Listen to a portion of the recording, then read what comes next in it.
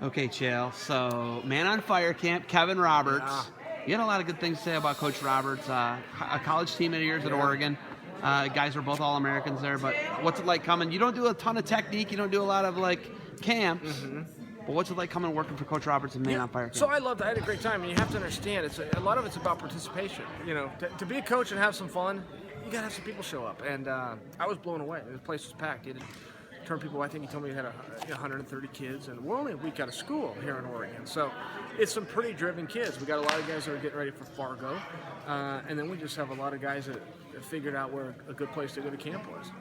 I look at your technique, and you're always growing as a technician. It's pretty incredible to me. You're 41 years old, and you're still out scrapping. First off, not old man tricks, by the way. A low single's not an old man trick. Thank you. But when I look at it, you're always trying to get better with technique, and it's not necessarily MMA technique. It's wrestling technique. Are you a junkie with wrestling and technique? Yeah. So I'm sitting here nodding my head yes to your compliment. But thank you. That's a really nice thing to say. But I do believe that in wrestling. I think you either evolve or you become extinct, and a lot of it's because of flow, right? They came out with Technique Wave, and Kerry Cola had a big thing to do with that, and then Ben Askren got involved with that. And all of a sudden, with the use of the internet, if you want to keep growing as a wrestler, it's only a couple clicks away. You just got to know where to look, and you can start getting some of this world-class technique. I was online earlier today, Brandon Slay, Olympic champion, showing a gut wrench with some momentum. But the point that I'm trying to make is to just say what you're saying. There's a new wave of wrestling. You don't have to be locked in the years when you wrestled. For me, the 90s, but the guys that coached me were the 70s and 80s, and you're always trying to evolve with the use of the internet, man. Take advantage of it. Looking at, Coach Roberts, what was he for you as a role model? Yeah, so the thing with Coach Roberts is, he was just dog tough, and coaches will always talk about that. You've either got a guy that sometimes has it or sometimes he doesn't. You can make both of them very good wrestlers. But those ones that just have that dog in them, that are willing to go that extra mile no matter what it means, it's you or me and I'm going to choose myself. Those kind of guys are the competitors. And that was just something that he had, and it was something that I had to an extent, but there was also an extent of me that envied it and wished I had more of it. You look at guys like that can go hard the whole time. They don't worry about injuries. They don't worry about making weight. They're never going to miss. They're going to show up and they're going to do your job. And he was one of those guys as a competitor. And I watched him, whether it's at the University of Minnesota or his junior college days or him doing it at Oregon State or even this camp here. He brings that to coaching. He's the first one to show up. He's the last one to leave. He's got good intensity the whole time. And I think for most guys, that's a learned trade. I think for him, that's just something that was instilled in him, and it comes through. But I find it very contagious. Do wrestlers dominate MMA, or does wrestling, the sport, dominate it? Yeah, so I'll say it the other way. I don't believe wrestling dominates MMA, but I do think wrestlers do. I think it's a mindset. I think when you go watch the sport of mixed martial arts, there's not a whole lot of wrestling techniques that are used. You got a double leg, you got a couple of scrambles, but that's where it ends. But it's that wrestler mindset that can go hard the whole time. You go for a position, I go for a position. You're going to grind for this, and I'm going to grind for that. And we're going to battle back and forth till time runs out. And that's one thing that wrestlers have. I think I'll share this with you, but I really think a upper hand that wrestlers have in life. They're not afraid to lose. We go out there, we get beat 3 or 4 times a month, let alone in a season. We're not worried about those things. Sometimes we don't see that in boxing. We certainly don't see that in MMA, where guys are trying to preserve records, and it stops them. The fear of failure will stop a lot of guys. A wrestler will go through it anyway, and if he scrapes his knee, he jumps right back up and he recovers. I think that's a lot because of the wrestling process. I mean, if you look at a tournament and a guy loses, he's up 45 minutes later in the wrestlebacks. So he doesn't have time to sit around and feel bad about for himself. He doesn't have time to sit down with his coaches and decide who he's going to take on and what contracts he's going to sign. 45 minutes later, you're taking on another guy, and you never know who that's going to be. And I think there's something very compelling about that mindset that's unique to wrestlers. 18 to 22 weigh-ins a season. Yep. How does that prepare our guys for MMA? And how much of a joke is it when guys can't, they miss weight in MMA, but you had to make weight in a given season 18 to 22 times. You're an All-American one year, so you had 22 weigh-ins that year, unless you missed duels. Yeah. But right, like 18 to 22 weigh-ins. Yeah, so I've never actually counted the weigh-ins, but by your example, it's about 18 to 22 of the NCAA tournament. Okay, that's 3 weigh-ins in a weekend: Thursday, Friday, and Saturday. In an MMA year, an athlete will compete 3 times. So an NCAA athlete is going to weigh in 3 times in a weekend. A mixed martial arts athlete is going to weigh in 3 times in a year. To put some perspective around it for you, to put some perspective, why when guys miss weight, a lot of us wrestlers, take that as an insult. We take that as a sign of weakness. We speak out against it. In our world, that's a tremendously big deal. And also in our world, if you don't make weight, you don't compete. It's black and white. There is no I was 2/10 over, I was 1 pound over, or if I would have had an hour, you make it or you don't. And there's no looking back. In mixed martial arts, it is a little bit different. You decide if that's good or bad, but it is a difference. You can miss weight, and then they figure it out, and they redo a contract real fast, and the show goes on. And in our sport, the show doesn't go on. You don't weigh in, you don't wrestle. You don't weigh in, you don't wrestle. If you don't make weight, you don't wrestle. Okay, it's like super modest too. Like our sport's super modest, and you guys are promoting a fist fight. I hear you talk about it all the time. Sure.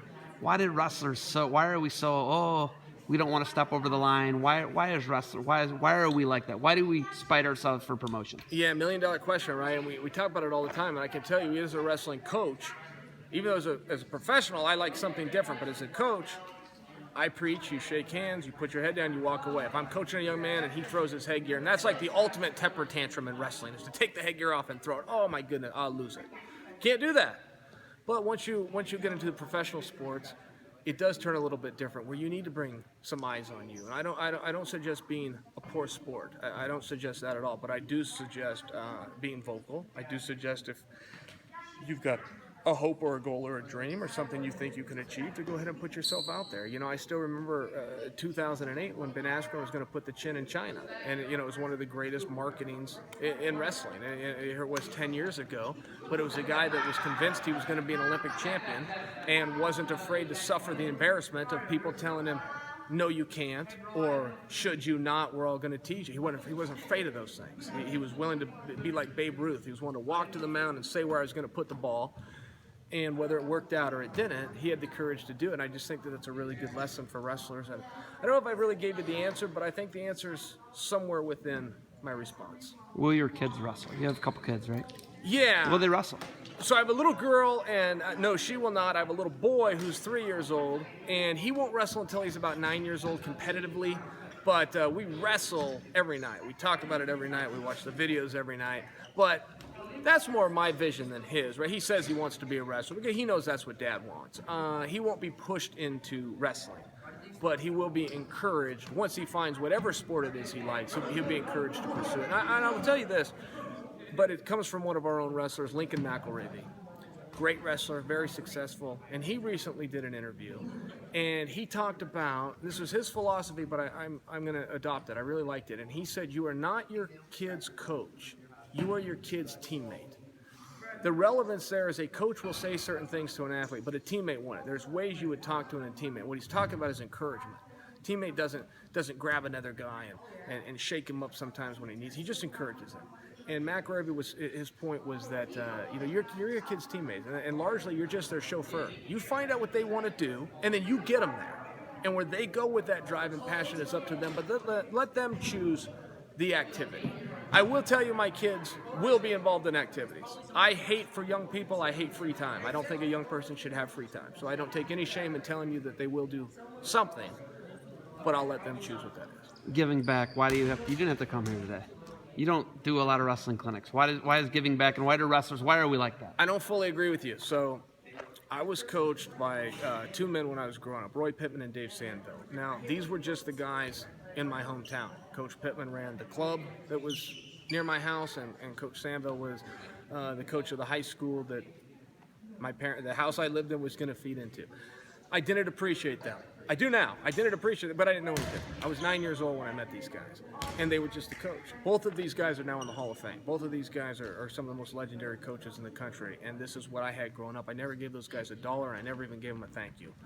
And it wasn't because I didn't appreciate them. It's just I didn't know how to say thank you. It wasn't enough. I didn't know how to do it, so I had to become a grown man. I was almost 30 years old. I took Coach Pittman to lunch. I took Coach Sandville to breakfast and told them thank you. All they asked of me, you just give back. You take what we gave you and you give it to somebody else, and the slate's clean. So you say I don't have to be here. In many ways, I do. What's next? Going to Bristol, Connecticut? Where are you next? Where do you fight? What are you doing? Yeah, so for me, let's see. I got practice tonight back in Portland, so I'm going to jump in my car and go back there. But competitively, I'll be fighting again in October. I'll fight with a guy named Fedor, Russian fighter. And that's a semifinal of a tournament we're in. The winner will fight for World Championship. You're going to fight Fedor? Fedor Emelianenko. That surprises me. I love that you... That really actually you surprises acted like. me. Why? What surprised you about that? I didn't know. He was the greatest guy on the planet Was at one he? point in time. Is that true? Yeah, you don't seem to care. Where was like I? it. I'm just wondering where I was. People tell me that all the time. Fedor was the great. Where was I? You Where were was the I when greatest that draw happened? on the planet. Goddamn right I was. I know that. Goddamn I right was I at UFC 117. Huh? Sold out. Did you I know sold out that? crowd? At the Oracle? I believe I did because I think you told me that. Yeah, I was at the Oracle. I appreciate that. And you buddy. should have won the fight. I appreciate that. Well, Can I give a shout out to our world team? Yeah, we're let's getting our go. world Let's hear team it. going. Go. Yeah, that's it, man. I want to thank those guys. I want to thank everybody that did their part. There were some historic matches. I love what Adam Kuhn's doing.